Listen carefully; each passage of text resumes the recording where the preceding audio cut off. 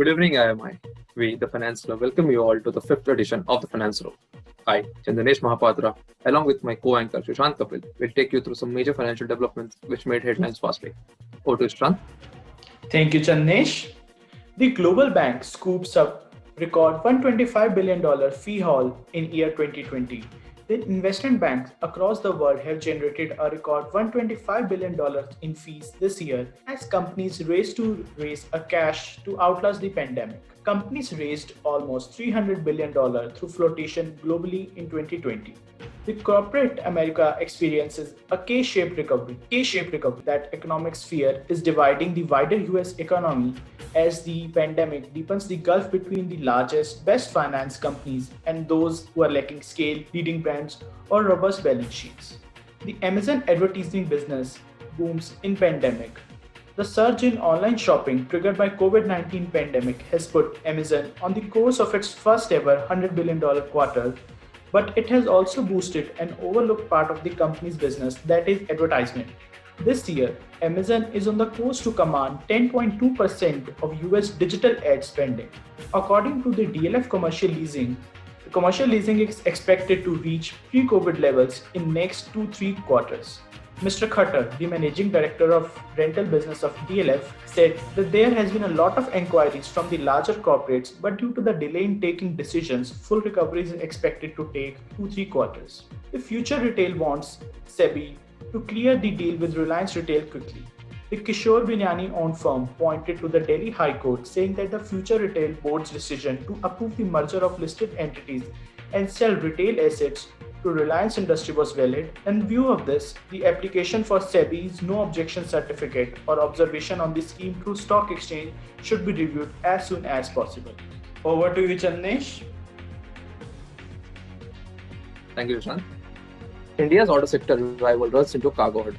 The Indian automobile sector, which is yet to recover from a prolonged slowdown made worse by the pandemic, faces more hurdles like shortage in shipping containers and rising freight costs. This situation can lead to disruption of supply chains of Indian auto companies over the next 3 to 4 months and may even lead to loss of production. Automobile makers like Mahindra and Tata Motors have already cautioned about supply chain arising from chip shortages. China pushes Ant Group overall in the latest crackdown on Jack Ma. China's central bank disclosed on Sunday it has asked the country's payments giant Ant Group Company Limited to shake up its lending and other consumer finance operations. The latest blow towards billionaire founder and controller shareholder Jack. The announcement came more than a month after Chinese regulators abruptly suspended Ant's blockbuster $57 billion initial public offering in Shanghai and Hong Kong. Moving on to some Indian news, Flipkart Wholesale app logged 75% month-on-month growth in customer base. Flipkart Wholesale app, which currently offers fashion products to retailers in 23 cities, witnessed 75% month-on-month growth in customer base since its launch in September.